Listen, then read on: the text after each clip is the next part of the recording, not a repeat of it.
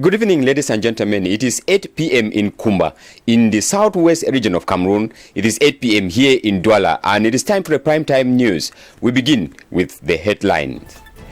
Investors wishing to carry out their businesses in the far north, northwest, and southwest regions have been encouraged to do so, with measures taken by the state to cut down on taxes and other expenditures for a number of years. This, as we will hear in the news, comes after a decree that was signed yesterday in Yaoundé by the Prime Minister, and Philippe Sauté will be telling us more in this edition of the news. And talking about back to school, with the 2019-2020 school year on course already, security measures will be another hard knock for school authorities and other stakeholders to crack. In this edition of the news, our reporters will be telling us what schools, especially those in Douala, are doing to maintain security throughout the school year. Details of these stories and more up in the news. Please do not go away. We'll be right back.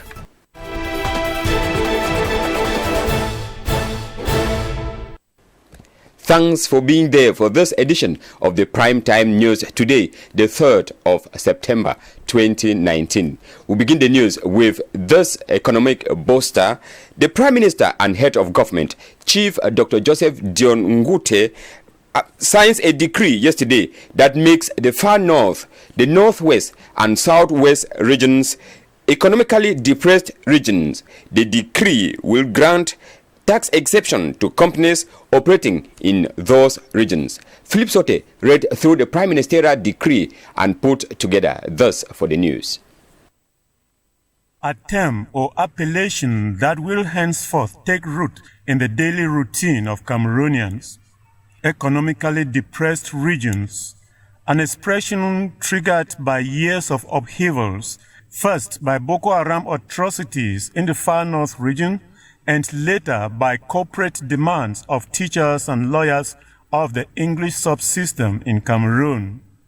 The Prime Minister and Head of Government, Joseph Dion Ngute, has signed, and enforceability of the law warrants that companies willing to invest in the far north, northwest, and southwest regions benefit from various tax incentives for 3 years. A real conundrum or crossword puzzle to those who consider business as risk-taking. Investing in a restive environment could see profits skyrocket to limitless levels, just like it could experience a premature liquidation of a potentially lucrative investment.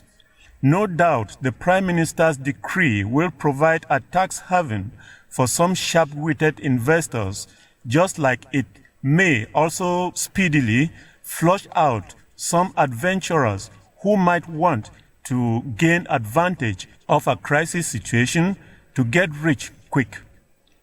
Things being equal, however, the Prime Minister's decree is an economic tax holiday intended to entice investors to design business strategies that will relaunch economic renaissance in those 3 regions of Cameroon. We hope business individuals will take that advantage and invest in these economically depressed regions. We talk back to school. As schools resumed in some parts of the country yesterday for the 2019-2020 academic year, the situation in Kumba in the southwest region was different as a number of schools were empty. The senior divisional officer from Meme Division, Chamberlain Tuondong, after carrying out an inspection tour, pleaded with parents to send their children to schools, as well as encouraging the very few students who turned out that security measures have been granted for their safety. We have details of that story with Evelyn Mituge in this report. Despite all efforts and security measures put in place to guarantee a safe and conducive back to school in Meme Division of the Southwest region, Monday, 2nd September, official reopening date for the 2019-2020 academic year, was inaugurated with empty classrooms, locked offices, and an extremely quiet street. While school campuses in other parts of the country like Douala are overcrowded, those in Kumba, Meme Division, are witnessing an apathy of both students, pupils, and teachers. From Government Bilingual High School upstation to CAS Kumba down to Mabanda, the senior divisional officer for Meme and his entourage were mesmerized with the emptiness and quietness of the school campuses. CAS Kumba, Model School of Meme Division, with all reinforcement put in place, was more of a graveyard. Only one teacher to welcome the SDO with 0 students. Government Bilingual High School upstation with over 120 teachers, just 7 marked present and about 17 students. No school was open in the entire Kumbatu subdivision. In all the primary schools, a few pupils were seen only in Mabanda, Kumba 3, and GBPS upstation. Ntundong Chamberlain, even though disappointed with the lack of trust from parents, still sent a message of encouragement. For those who are upset, I say it. I am going to take appropriate measure to punish them. For the parents who continue to keep the student at home, it is time for them to send back those children to school. You know they have lost more than 3 years of their life, and it will not be easy for them. It is now time for us, like fathers, to send back those children to school. As for those who braved all odds to be in school, the SDO rewarded some pupils with school gadgets and assured them of government's protection. Before touching you, they should kill the SDO first. I know that is not possible. Are you getting me? Yes, sir. I am behind them. Nobody is going to disturb me. I am here for your future. I am your father. I am the one in charge of the security of the whole Meme division. All of them are ready to teach, and also the forces of law and order are going to take care of you. Are you getting me? Yes, sir. But should parents continue to feel threatened by the safety of their children in schools, then this academic year may not be any different from the past 3 blank academic years witnessed in the Southwest and Northwest regions. We hope that the situation will change, Evelyn, and that parents would heed to the call from the SDO, who called on them to send their children to school. We leave Meme Division in the Southwest region and we move over to the East region, precisely in the Opanyong Division, where schools resumed yesterday like in other parts of the country, yet with an observed timid students and pupils turnout as opposed to other parts of the country. This led to a call from the Senior Divisional Officer for Opanyong Division, who called on people's involvement in school, as Cynthia Ngwemo compiled the following for the news. The excitement and enthusiasm of returning to school that was present in most parts of the country for school resumption this September the 2nd seemed to be almost absent in others. This is the case in the Opanyong Division of the East region of Cameroon, where the presence of students and pupils on various school campuses was quite timid, with most classrooms having just a handful of students and pupils on day 1. This was the observation of Mboke Godlive Ntua, Senior Divisional Officer for Opanyong, while patrolling in some of the schools. Present in some schools in Abongbang and Dimako, the SDO, accompanied by some basic and secondary education school authorities of the division, however, requested that teaching staff and the few students present be responsible in their duties throughout the year. He further encouraged the pupils and students who braved all obstacles and showed up in school to equally invite their friends to do same. Teachers and school administrators on their part were already in place and together with their students getting the atmosphere ready to receive the rest. The situation will certainly change, as the other children and other students who are still at home will certainly respond positively. We come over to Douala here, where a good number of parents are still spotted carrying out last-minute preparations for the 2019-2020 school year here in Douala. What are the reasons advanced by these parents for the delay is what our reporter Wamba Tansi Mirabel brought back for the news after her report that she carried out in some schools and city across the city of Douala. The ambience surrounding the Dutch market here in Douala, in line with the 2019-2020 back to school, is very vibrant. A good number of parents are still involved in last-minute preparations for their children to resume classes. The economic hardship the country is facing is a reason advanced by this parent who is just from school this 2nd day of September to register her 5 children. I did not have money before now to get my children ready for school. It is today that I have come to shop for the children. To this other parent, she could not aptly prepare her children simultaneously. The buying of books, shoes and bags of her children could not be possible given that she is a petite trader. Her benefit comes in pieces, and worse still, this last-minute shopping is quite expensive. The prices of these school needs at this time are very expensive, but we have no choice because our children must go to school. The Anglophone crisis has paralyzed the economy of Cameroon. It has caused more harm than good, this other parent underscored. Other parents simply say IDPs from the crisis regions keep coming in and their homes is a receptive ground. They are obliged to rush at this last minute to the market to shop for their children and the children of their relatives. They prefer buying here at Dutch because these items are sold in bulk and cheaper. However, it is still the first week of school resumption and more parents alongside their children are expected to round off this shopping, since one can only give what they can afford. And we remain talking about back to school. After the 2019-2020 school year started yesterday, September 2nd, our reporter Nde Vanessa Shuyong visited some school campuses to take stock of security measures that have been put in place to ensure a hitch-free academic year. In this report, she tells us that there are drastic disciplinary changes, especially at the government bilingual high school here, Daido, here in Douala. Her report.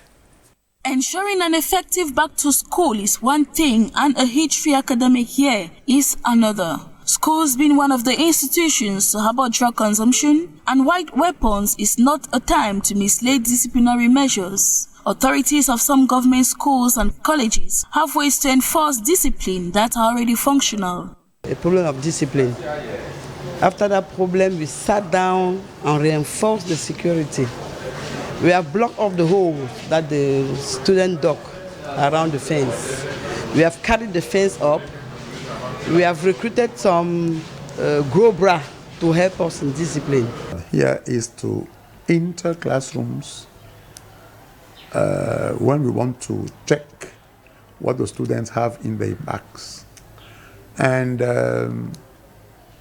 when we open those bags, we check whether there is a telephone, but because the telephone is forbidden in a classroom, if they have drugs and so on. The government bilingual high school Daido, after the scandal of March 2019, now has a new look, a change of uniforms, low cuts for all, and cleanliness in the inside out. Because all the schools around are wearing the same uniform, a student from a different school could jump and enter the school and do something without us knowing who has done it. Now, if you are not our student, you cannot enter. We decided with the parents, we held a meeting and decided to change the uniform. We went to SICAM and we made a command. During the governor's visit on September 2nd to launch the academic year in Douala, he clearly stated that severe sanctions will be for students who go against the school rules and regulations. The governor of the Littoral region, who came yesterday, who launched the school academic year in my school, he was clear that all those that will be caught will be dismissed and will be taken to no other school in his region. It is clear. Discipline must reign. Success can only be achieved through discipline, says the principal of Daido. Teachers alone cannot accomplish the task if parents do not play the primary role. An appeal to parents that they should help us educate these children. They have 2, 3 at home. They are not able of doing it when we have thousands in schools. Please, parents, help us to help you by checking your children at home before sending them to us. No to violence in school premises, no to the consumption of drugs, just to name but these are among other crucial measures developed by some schools to ensure a calm and serene environment for studies. Adopting disciplinary measures is one thing, and maintaining the measures throughout the academic year is another thing. And we think, like the principal is saying, they will be able to maintain such disciplinary measures throughout the academic year. If you're just joining us, you're watching the primetime news here on DBS television. It is 17 minutes past 8 p.m. and we continue the news out of school. This time, members of Cameroon Consumers Foundation have advised that the Cameroon government should cut down the number of ministries and rather invest more on education. This proposal was made recently during a press conference organized here in Douala, and Evelyn Mituge was part of that press conference, and this is what she brought back for the news. Cut down the number of ministries from 65 to 30 and use that excess money to subvent education in Cameroon. Address the Anglophone problem as a matter of urgency and regulate prices of basic commodities, which have in the later years been on the rise. These are some of the propositions listed out during a press conference organized by Cameroon Consumers Foundation just at the wake of the 2019-2020 academic year.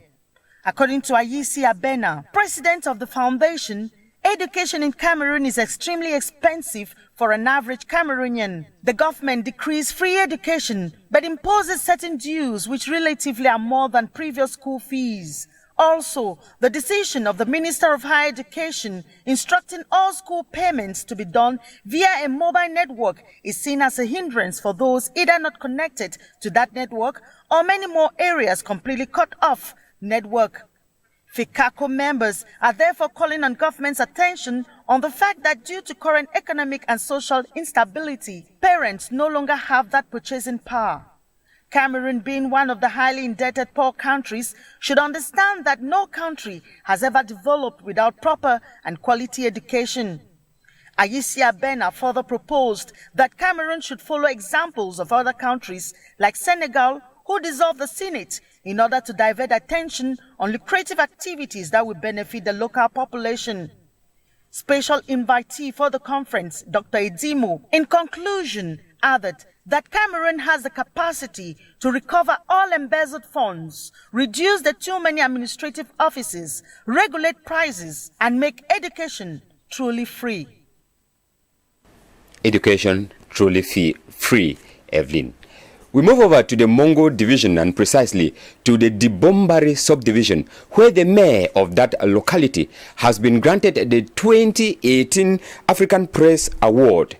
The award was handed to him in a solemn ceremony that brought together some members of the Pan-African Press Convention and councillors of his municipality. Rael Ule Abia completes that story in this report. Gathered at the Dibombari Council Hall, the councillors, headed by the mayor, plus members of the Pan-African Press Convention, it was to present the African Press Award, an award that was handed to the mayor by members of the Press Convention for being one of the growing and committed councils in the Mongo division. According to the members of the convention, they are press men and women who are out to denounce the malpractices in the society, as well as encourage those engaged in the development of their community. Thus, the Dibombari Council. The award was received by Mayor Frederick Ngeme Ekolo, who was quite appreciative of the testimony and hopes that the prize would enable them step up in their strive to better the living condition of the people. They should work to better the living conditions of those they represent in these municipalities. It is with that report from the Dibombari subdivision, precisely in the Mongo division, that brings us to the end of this edition of the news. A news in which we were informed that schools, especially in Kumba, have not completely resumed, as only a few students attend out, just like in the Opanyung division in the East region, where a few students were spotted in some schools.